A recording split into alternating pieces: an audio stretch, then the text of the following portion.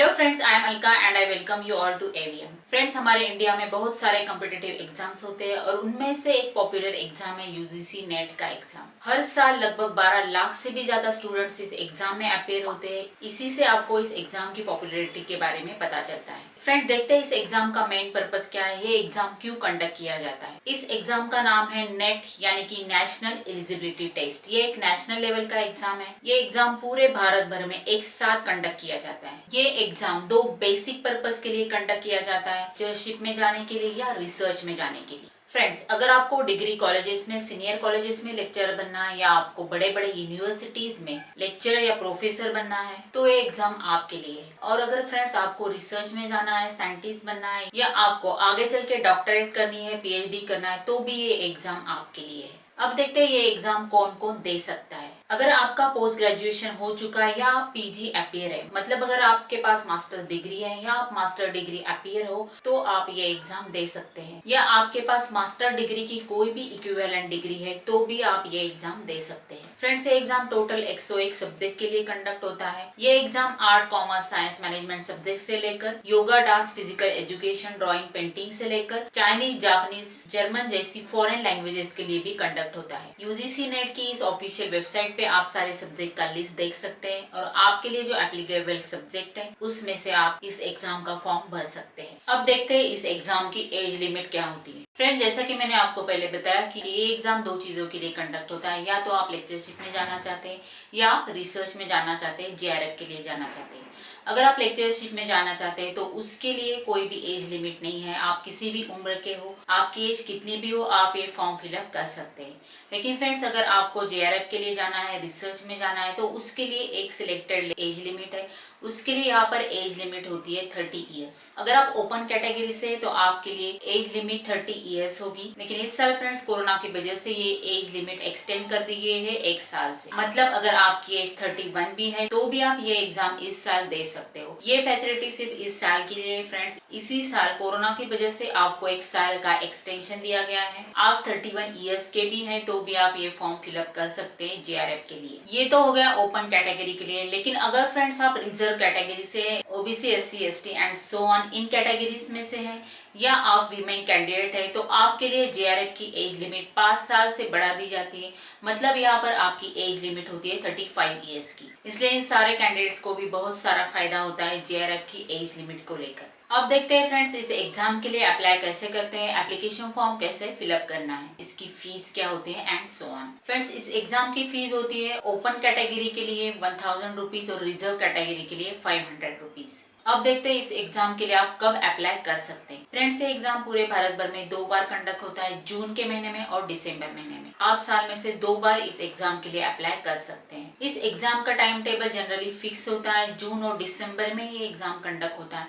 लेकिन फ्रेंड्स, इसी साल कोरोना पैंडेमिक की वजह से ये एग्जाम टाइम पे नहीं हो पाया है। इस साल जो जून के महीने में एग्जाम होता है वो एग्जाम हुआ था सितंबर से लेकर अक्टूबर, नवंबर महीने तक, और जो दिसंबर का एग्जाम होता है वो पोस्टपोन कर दिया था। जो दिसंबर में होने वाला एग्जाम था वो पोस्टपोन कर दिया था और वो एग्जाम, दिसंबर वाला एग्जाम फ्रेंड्स अब कंडक्ट होने वाला है मई 2021 में। उस एग्जाम का नोटिफिकेशन ऑलरेडी आ चुका है फ्रेंड्स। फॉर्म फिलअप करना चालू हो गया है। ये एप्लीकेशन फॉर्म फिलअप कहाँ से करना है, अप्लाई करने के डेट्स कब से कब तक है और इस एग्जाम की बाकी सारी जानकारी के लिए आप मेरी ये वीडियो देख सकते हैं जो आपको ऊपर आई बटन में दिख रही होगी। आप वहां पर आई बटन पर क्लिक करके इस वीडियो में जा सकते हैं या नीचे डिस्क्रिप्शन बॉक्स में भी मैंने इस वीडियो का लिंक दिया हुआ है, आप वहां से भी इस वीडियो में पहुंच सकते हैं। या फ्रेंड्स, यूजीसी की जो ऑफिशियल वेबसाइट है वहां पर जाकर भी आप ये एप्लीकेशन फॉर्म फिलअप कर सकते हैं। आपको यहाँ पर सिर्फ एप्लीकेशन डेट्स का ख्याल रखना है फ्रेंड्स, क्योंकि ये जो डेट्स होती है वो लिमिटेड टाइम के लिए ही होती है। अब देखते हैं फ्रेंड्स इस एग्जाम के पेपर पैटर्न के बारे में और सिलेबस के बारे में। फ्रेंड्स, इस एग्जाम में 2 पेपर्स होते हैं,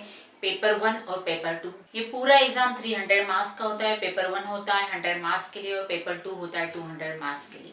पेपर 1 जो होता है फ्रेंड्स वो सारे सब्जेक्ट के लिए कॉमन होता है। आपका चाहे कोई भी सब्जेक्ट हो, चाहे इलेक्ट्रॉनिक्स हो, कंप्यूटर हो, इंग्लिश हो, हिंदी हो या मैनेजमेंट हो, सभी के लिए पेपर 1 जो होता है वो जनरल होता है। सभी के लिए वो पेपर कॉमन होता है।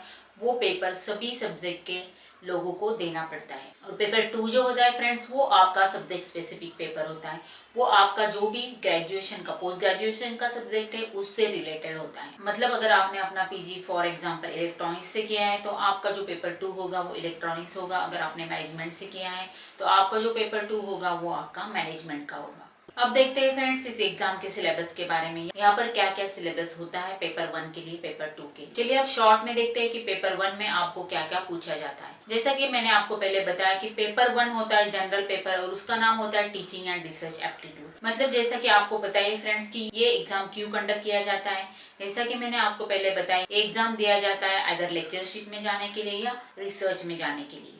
इसलिए इस पेपर में, पेपर 1 में, जनरल पेपर में ये देखा जाता है कि आप में टीचिंग की क्षमता है कि नहीं, आप में टीचिंग एप्टीट्यूड है कि नहीं। और इसके साथ साथ यहाँ पर चेक किया जाता है कि आप में रिसर्च करने की क्षमता है या नहीं, आप आगे चल के रिसर्च में कुछ कर सकते हो या नहीं। मतलब यहाँ पर आपका टीचिंग एप्टीट्यूड चेक किया जाता है और रिसर्च एप्टीट्यूड चेक किया जाता है। टीचिंग और रिसर्च एप्टीट्यूड के साथ साथ फ्रेंड्स यहाँ पर बाकी सारे जनरल टॉपिक्स होते हैं, जैसा कि यूनिट 1 होता है टीचिंग एप्टीट्यूड, उसके बाद आता है यूनिट 2 रिसर्च एप्टीट्यूड, उसके बाद यूनिट 3 होता है कॉम्प्रिहेंशन, जिसमें आपको एक पैसेज दिया जाता है और उस पर सवाल पूछे जाते हैं।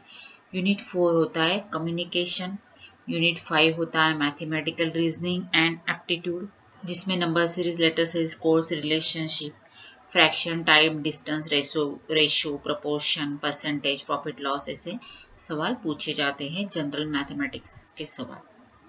उसके बाद आता है लॉजिकल रीजनिंग, जिसमें इंडक्टिव, डिडक्टिव रीजनिंग जैसे सवाल पूछे जाते हैं। उसके बाद आता है डेटा इंटरप्रिटेशन, जिसमें कुछ ग्राफ्स होते हैं, bar chart, pie chart, tables दिए जाते हैं आपको कुछ, और उससे आपको डेटा इंटरप्रेट करने के लिए बोला जाता है। आप पे उस टेबल से रिलेटेड या चार्ट से रिलेटेड कुछ सवाल पूछे जाते हैं। उसके बाद यूनिट होता है ICT, that is information and communication technology, जिसमें आपको computer, internet, email, audio video conferencing, digital governance वगैरह ऐसे बहुत से सवाल पूछे जाते हैं। इसके बाद आता है पीपल डेवलपमेंट एंड एनवायरनमेंट, जिसमें आपको ज्योग्राफी, सिविक्स के सवाल पूछे जाते हैं। और लास्ट वाला नंबर 10 का नंबर 10 यूनिट होता है हायर एजुकेशन सिस्टम, जिसमें आपको हमारे इंडिया में जो हायर एजुकेशन सिस्टम है उससे रिलेटेड सवाल पूछे जाते हैं, जैसे कौन कौन सी यूनिवर्सिटीज़ है, यूजीसी की क्या क्या पॉलिसीज़ हैं, हायर एजुकेशन सिस्टम में एडमिनिस्ट्रेशन कैसे होता है, पुराने इंडिया में एजुकेशन सिस्टम कैसे होता था, एंड सो ऑन। फ्रेंड्स आपने अभी सिलेबस के बारे में भी जान लिया। फ्रेंड्स यूजीसी नेट का जो सिलेबस है उससे रिलेटेड बहुत सारी वीडियोस मैं एक चैनल पर लाती हूँ।